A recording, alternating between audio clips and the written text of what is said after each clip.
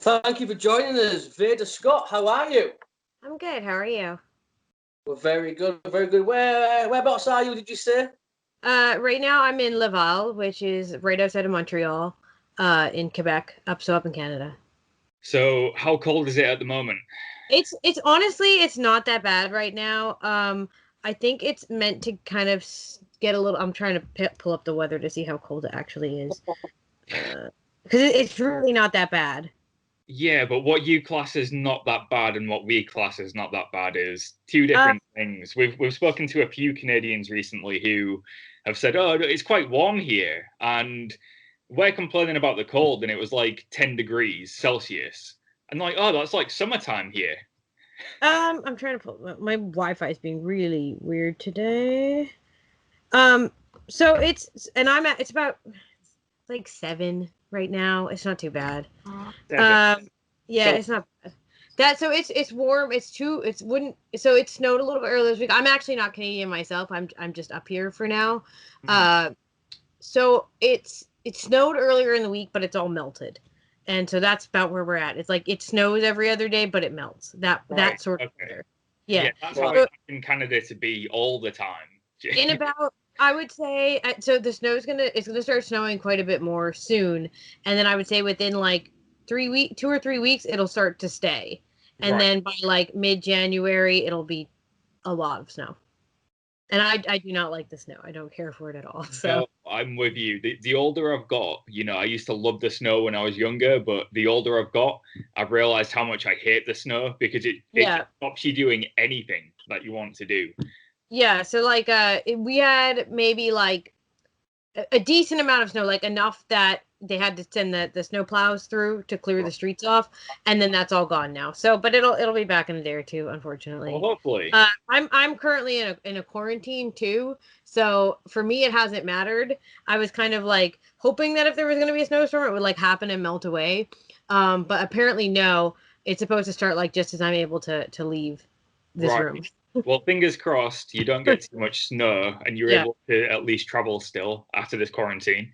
Because you have been quite busy, and I guess that brings us to our first subject is I personally thought it was amazing to see you on AEW Dark.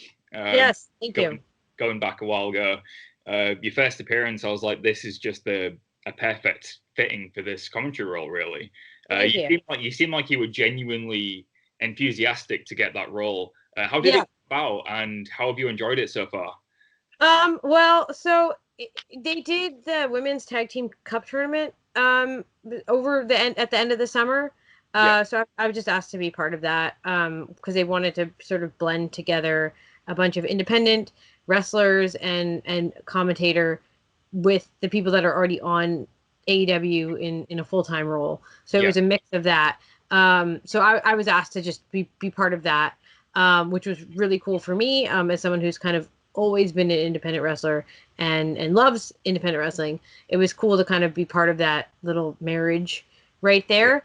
And that's something that I think is always a really exciting, we can get back into this later too, but this idea of like, so AEW Dark pretty much is bringing in people who are not full-time with AEW and having them wrestle people who are or more regular, maybe who are more familiar to the audience. So it's like bringing in a lot of new talent. But I've always thought that's such an exciting prospect. I mean, like in terms of like the bigger wrestling promotions, at least in North America, like Ring of Honor's kind of always done that here and there because their like main roster has been smaller and they've kind of been they've over time become more of like a big promotion. But even like Impact, or they were TNA at the time, used to always do those knockouts, knockdown pay-per-views.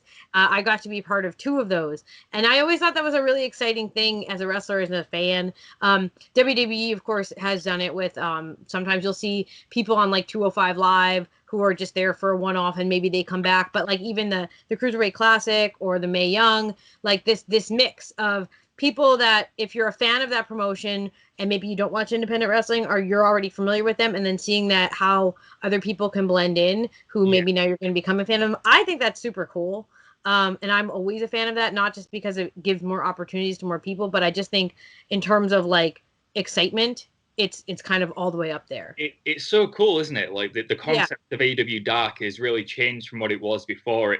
I think a lot of people thought it was like going to be like, you know, Superstars on Main Event is for WWE. Yeah. But it turned into its own identity where, like you said, these independent names come in, but you get to see their journey from being a relative unknown into being part of the roster. Like Will Hobbs, for example, he came in, you know, he's a good-looking dude, big dude, had a lot of hype, but he lost his first few matches. But eventually he got that win. Then he was able to string it into another win and another win. He built up momentum, and then he was the one beating the people coming into AEW Dark, and now he's part of Taz's stable. So you've seen, like, he's actually got a progression from coming in, nobody knew who he was, and now is an integral part of Dynamite. So when these people are coming in, you're like, am I looking at the next TNT champion here? Is this guy going to be a big deal in a few months? There's something really exciting about discovering these talents. And I mean, we've been able to do that, you know, on a certain level, like just through independent wrestling in general. But now this is on an even. What is that? Hold on, that was like Secret of the Ooze level green that just popped up. Was that? What is that? Oh, it's Mountain Dew. Okay, maybe it's just the coloring on my screen because it looks deadly. Sorry, I was completely distracted. But I think we've always kind of had a taste of that if you follow independent wrestling and then see people become successful. And that's always been really exciting because there are some, like, I'm never the kind of person that's like, well, if you didn't wrestle on the indies, then you don't love wrestling, because that's not.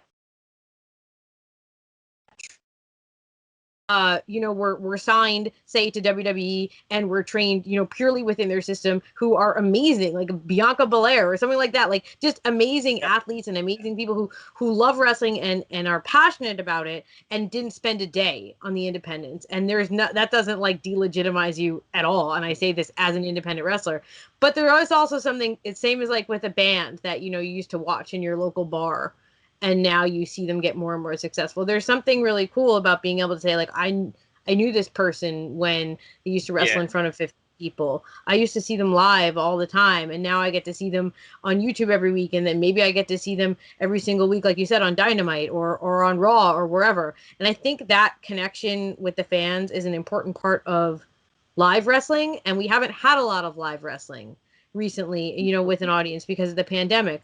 So I feel like, in a way, Dark is kind of bridging that gap between the complete lack of wrestling with an audience that we don't have right now. Like, you can't just go to a show on a weekend. You can't, because they don't exist safely. Yeah. They shouldn't exist right now.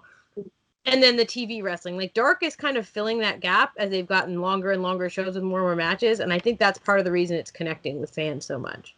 Do you think without the pandemic, Dark would be where it is now? It was something I was thinking before. Like, I know Dark would still be great, but it seems like Dark were bringing in the independent talents who were unable to work at the time, and they were bringing them in so they could still wrestle, which was awesome. But do you feel like that's kind of like the pandemic's kind of helped give Dark its own identity? You know, I think so. I think so, for sure. Just based on, like, again, I don't know the inner workings of it at all, but just if you look logistically, like you said, the way that Dark used to be, especially when it was touring, you know, it was part of a touring show. There's different cities. There's limitations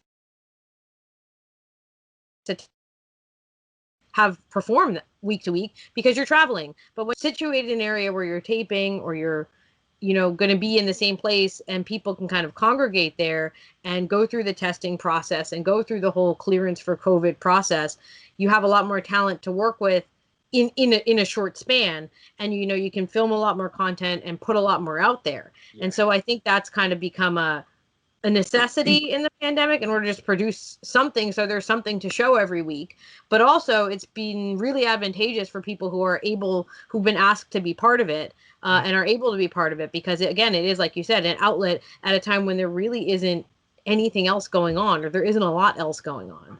Yeah. Speaking of, obviously you mentioned the commentary as well with Dan. How valuable was it to you getting to sit with Taz and Tony Shiavone? How important was that? I mean, that must have been one hell of a learning tree for you. Absolutely. So I've done commentary on and off throughout my career as a wrestler. Sometimes I do it was able to do quite a bit with Ring of Honor, which was super cool because I got to learn from Kevin Kelly and eventually from Ian Riccaboni, who is fantastic as well. I've done it, with Shimmer. I've done it with different independent promotions. I've done it with Rev Pro. I've done it with different places where like I get to work with different people. Yeah. But doing commentary with Taz, with Tony, with Excalibur, that was one of my first times, like outside again with the work I've done with, say, Kevin Kelly, that I've really had the chance to learn from people who have done this work that I want to do on television, on pay-per-view, with someone in their ear, with things that it's not just you sitting and talking about wrestling. Like, yes, there are professional conventions that you use just on an independent show, but it's different. It's a different level of expectations and a different level of urgency to get this right. Yeah.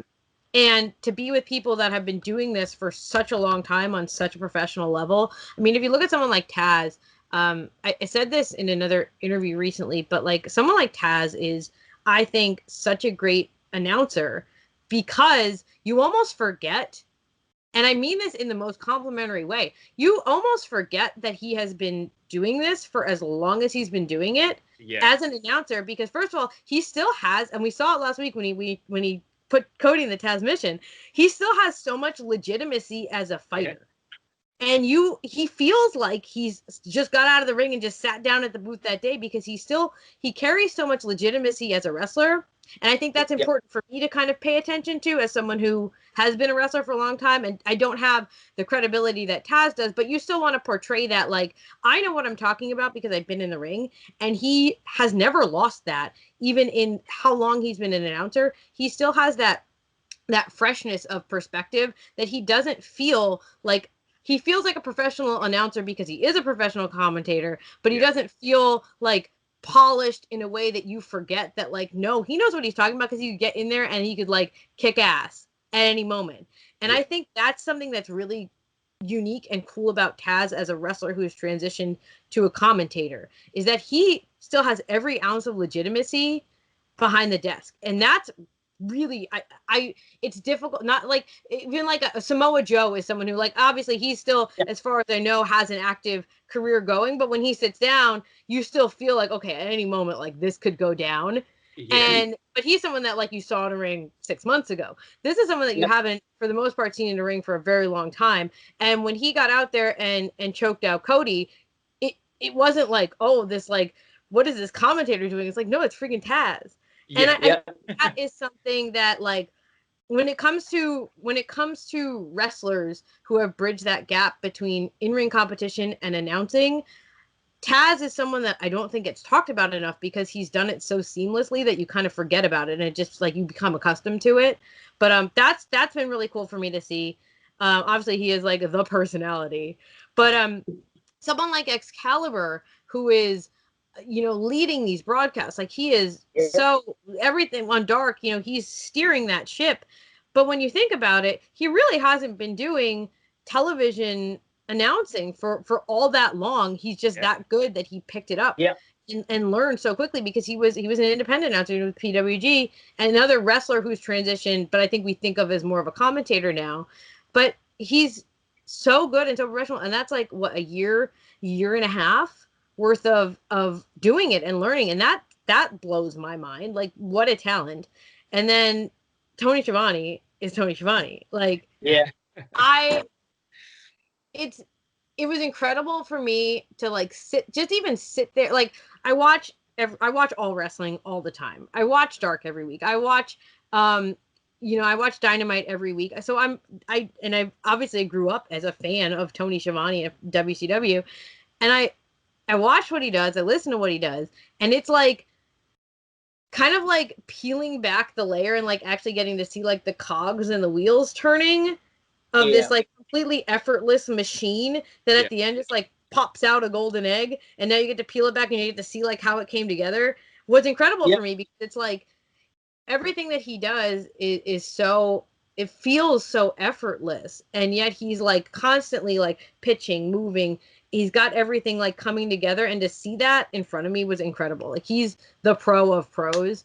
I'm so happy that he has this position with AEW. I'm so happy. If you pay attention to any of the podcasts that he does, I'm so happy that he seems happy and seems to be like loving wrestling again, because he is someone who we need to keep in professional wrestling. He just brings so much professionalism and knowledge and joy to everything that he does. Getting to work with him was like such an honor. I've always put him up there with on the lines of JR. I think he's a name that doesn't get the credit he deserves. Yeah. He's Tony. I think he's that good. I put him up there with JR. I mean, I grew up with Tony Schiavone myself. I'm 36. So I grew up with watching Tony Schiavone, and to see him back in wrestling, it's just a wonderful thing to see. And like you said, you can see he's enjoying it. The chemistry of him and Britt Baker on Dynamite is just something. Awesome. Segments. But mentioned as well, obviously JR's at AEW now. Yes. Well, have you had a chance to pick JR's brain at all? So I got the chance to call one match on Dynamite, the finals of the Tag Team Cup tournament, and for that, I was sitting with JR and working with JR, and I was so incredibly nervous because the weird thing is I don't get nervous in like a scared way for wrestling, for commentating, for anything. I get nervous in an excited way, and this was like every emotion at once, and also like, this could go really bad. What if I mess this up? Like, what if I insult him somehow? I don't know. He's such a legend. And like, there's nothing to be worried about, because he's, again, a pro of pros, has been doing this for so long. And was super everyone is super helpful, and everyone is super encouraging and gives feedback when you ask for it, and guidance, and he was the same way. Like, I think they have a really strong announce team right now, and they do a good job bringing in guests here and there. They also have a very strong Spanish announce team, which I think is really cool. Also see them, of course, you see Dasha doing interviews, but you get to see them through, if you watch BTE, like they have a really strong broadcasting team. And of course, it's my goal to one day be part of that full-time, or more often as maybe programming expands or whatever the circumstances may be. But the fact that I get to occasionally be a guest there is incredible. It's nothing I expected at all, especially in a pandemic. I didn't think I was going to do it. But I honestly, this whole thing started, I had my last match before the pandemic on March, I want to say it was like March 11th. That might be wrong. Whatever the Saturday of approximately that week was. And it wasn't in front of any fans, because things were like, they weren't at least in the States, because we were, of course, lagging a little bit behind with urgency. It wasn't like, oh, this is a big problem. It was like, oh, we should probably be careful. Let's not have fans. And then like, maybe things are going to shut down for like a week or two, and we'll see what happens. So we didn't have any fans. It was just a taped show. And then like everything was pretty much locked down, and I didn't have another match for, I had like one match subsequently, in terms of like on a show that was taped. And then where I'm from, I wasn't able to do any training. Like, everything was like completely locked down. So I figured that like, I don't even know if I'm a pro wrestler anymore. Like, I'm not really sure. Maybe I'm not. And maybe that's like, it sucks, but maybe that's just the situation I'm in, because I don't know when wrestling will be back. I don't know when I can get back into it. Some opportunities were coming up, at least in terms of independent wrestling, that I personally did not feel comfortable with. That's my personal decision, but I wasn't assured by the safety precautions or anything. And then when I got contacted by AEW and did some research into how they were running things, I felt comfortable with that. But that was legitimately like unexpected, in terms of like, I wasn't expecting anything to happen for me during this at all. So I feel like every moment of it has been kind of like a little gift, because I didn't expect it at all. Yeah, like you said, obviously, I know you spoke to one of our friends the other day, Frank Mandolini, who we love Frank to bits. I know you mentioned about transitioning it into the commentary booth full time. I think that's something you could nail perfectly. That's something I would love to see. I mean, is that the focus now, like you said, going forward, is to be commentating full time? I wouldn't have, like, I think I said this to Frank too, is I would not have said like a year or two ago that I was looking at moving into it full time, but I feel like now that's the direction I'm going. not even just like on a practical level, but because I enjoy it so much and I feel like it's so fulfilling creatively for me. And like, that's kind of been my main goal in wrestling, is to just feel creative and feel like I'm doing something where I'm contributing to the overall picture of things. And I feel like I do that through commentating in a way that maybe I wasn't sure how to do before. And I was more creative in ring. But I don't know. I feel if you told me today, like, I think the best way to look at this is kind of the best way to look at anything that any decision making you're trying to make in life is like, and I had a conversation with someone about this the other day, is that if you told me today you have had your last match, you can never wrestle again, like, not even like you get to have a last match, like, you're done, you're never going to get in a ring again for whatever reason. However, you can do commentary full time. What would your feelings about that be? And I feel excited. Like, I felt like that was like, oh, okay. And I don't know if I would have felt, I think I would have been more, I don't know, like, potentially regretful about that or apprehensive. And I don't have that apprehension anymore. And it doesn't necessarily mean AEW or WWE or any one place, but I mean in a general sense. Like, I could see myself transitioning roles. And I wasn't quite there even like a year ago. But now, and it's a mix of things. It's like age and time and having not wrestled for a long time. But also the main thing is that I'm getting so much fulfillment from doing announcing. Yeah. That's the main thing. Mm-hmm. If you feel like you're getting fulfillment from this commentary position and you're passionate about this, then absolutely. I mean, like you said at one point, if you'd have said you've had your last match, it would have been, the worst news. Right. But if you was to hear it, at least you're like, well, I love commentary and this is something I want to do as well. So I think it's always good to have that other position that you can go into in the company that you're passionate about. Because right, I haven't and again, this on the other side of that is if someone was like, oh, you'll never call another match again, you are going to wrestle full time, I also wouldn't feel bad about that. Of course, yeah. I'm kind of like I'm still like straddling the line, but I'm content enough and fulfilled enough with what I have done that I would be able to transition from one thing to the other and not feel like I have any regrets about that. Yeah. Now, I know you mentioned a few minutes ago as well about TNA and the Knockouts Knockdown. You was part of the one night only.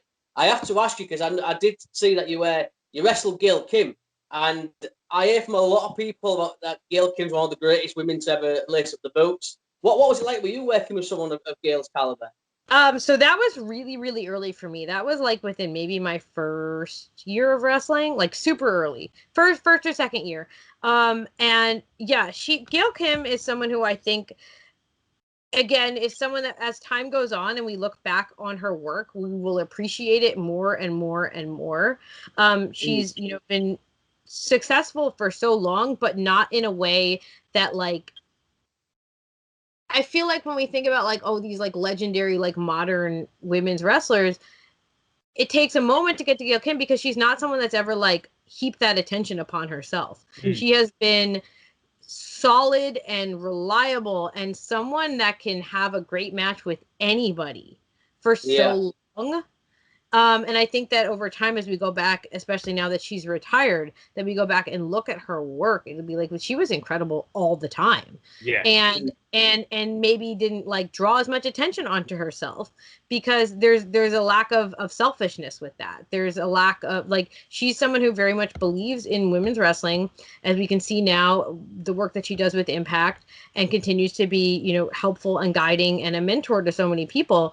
I think she's someone who has made it her mission to elevate everyone. And I think that sometimes that's why maybe she doesn't come to mind immediately when people are like, oh, like the greatest. But when you take a step back and look at the consistency of what she has done and how great she's been for so long. So for someone like me to get to be in a ring with her, especially so early into my career, huge learning experience. Again, she's just a person who is just gracious and helpful.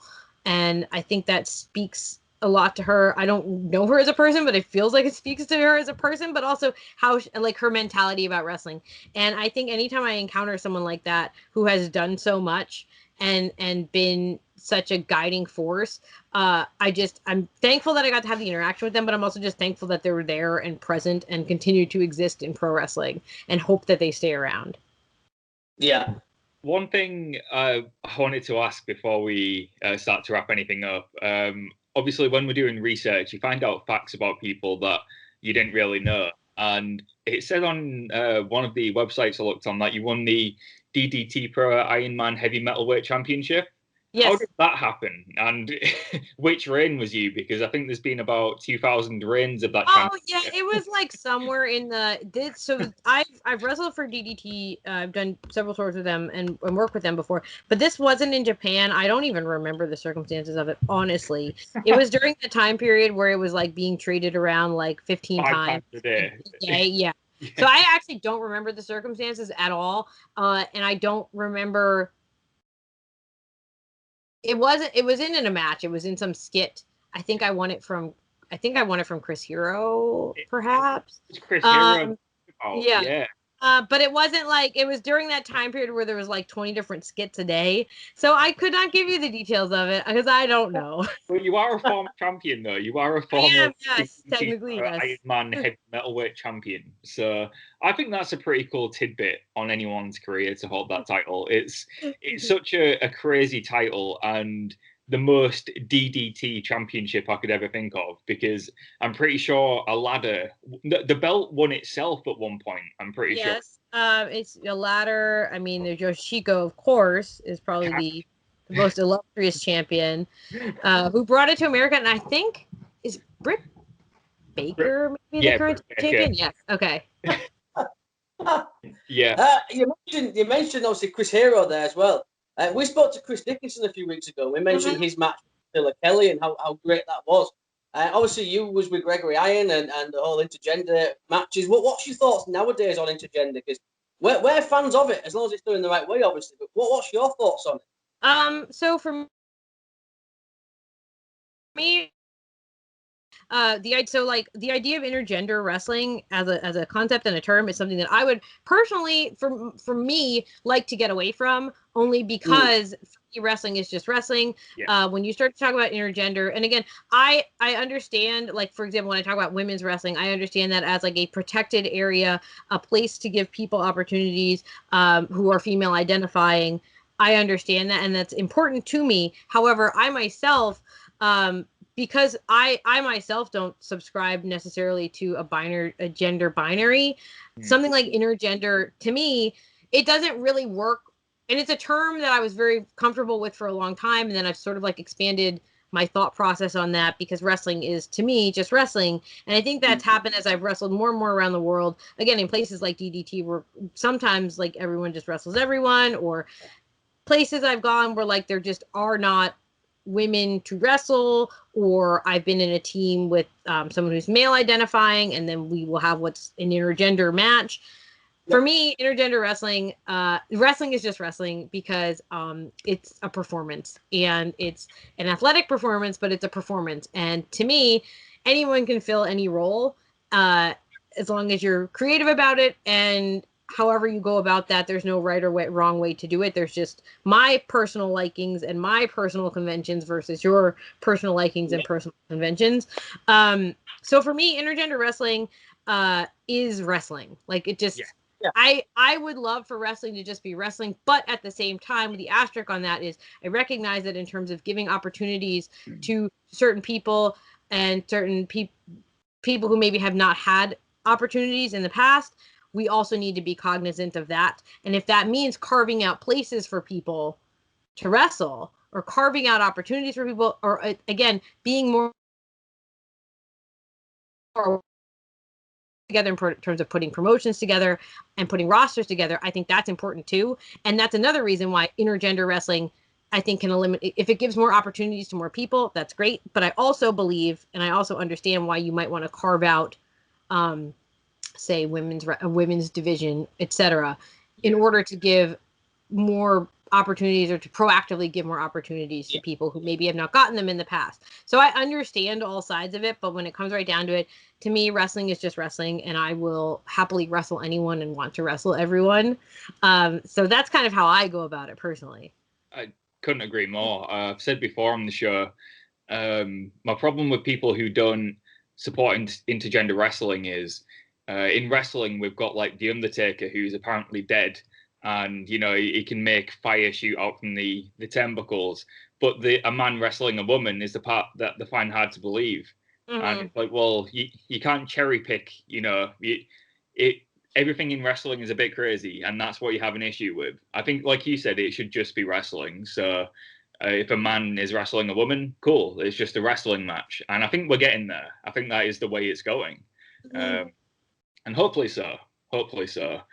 But yeah, I think it's like you said, not everyone sees it the same way, I guess, sometimes, but I think in 2020 we are actually starting to get to the place where, like Kylie Ray, for example, did great work with that in intergender matches.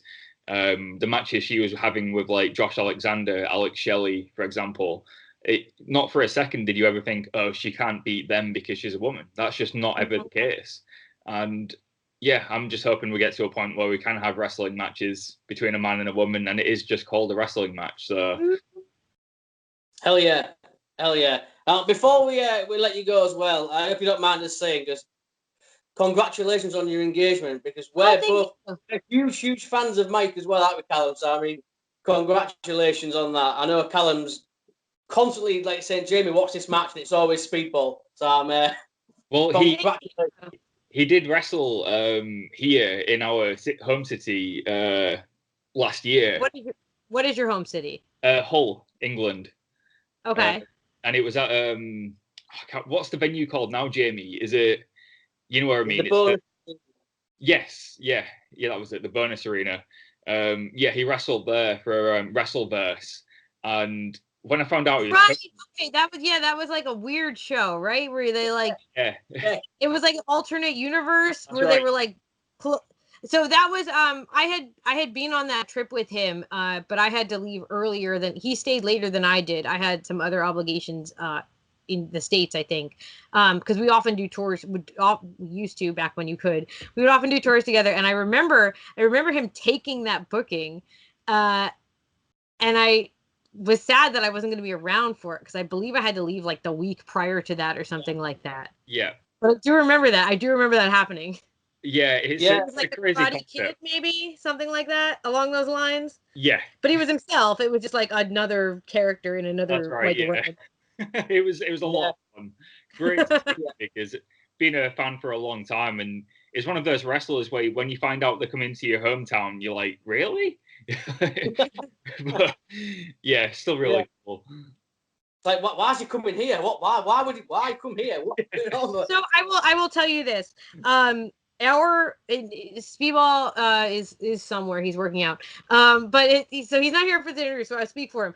Our absolute favorite places to wrestle, and he maybe even more than me, are places that are, I guess you would call like unexpected, or maybe don't have a ton of pro wrestling or don't have a ton of big wrestling, whether it be a whole new country that there's just a growing wrestling scene, or a city that doesn't have a lot of independent wrestling in it. Those are our favorite crowds to be in front of. Now, obviously, we'll have oftentimes people like you who are very, very familiar with who we are and what we're doing, but a lot of times it's not. And the best kind of pro wrestler, and Speedball will talk about this a lot more. You should interview. Have you interviewed him? You should interview him. Yeah. I have reached out to him, but not heard back. So tell him to have a look at his DMs. So he does a lot of interviews, so he probably the message is somewhere. But the idea of like being objectively good at pro wrestling in terms of like, you can go in front of any crowd and they'll be like, this is really neat, even if they have no idea what it was, and if they have no idea what pro wrestling is, but you can entertain them. And that's something you get to try in areas that are new to pro wrestling or don't have a lot of wrestling. Those are our favorite places to perform. So he's a better authority on that. But like when he goes off to like, when he went to Singapore for a while and they were just starting to like grow a pro wrestling scene, or like different countries or different small places, no, that's the best.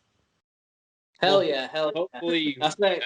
Hopefully in the future we can get you both back. That'd be cool. Hey, I'm positive the world will open up again at some point, so fingers crossed. We will get you back. But before we let you go, Steve, please plug social media, any merchandise you want to promote. Honestly, the main place to find me is on my Twitter, which is at It's Veda Time. I'm sure you'll tag that. Everything I do kind of goes on my Twitter first.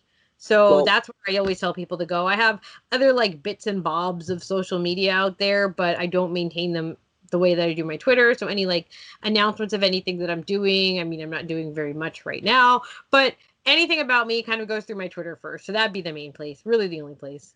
Awesome. Cool, Well, that's cool. Description. Yeah, we're the same. We can never be bothered with other social medias. One is more than enough. Yeah.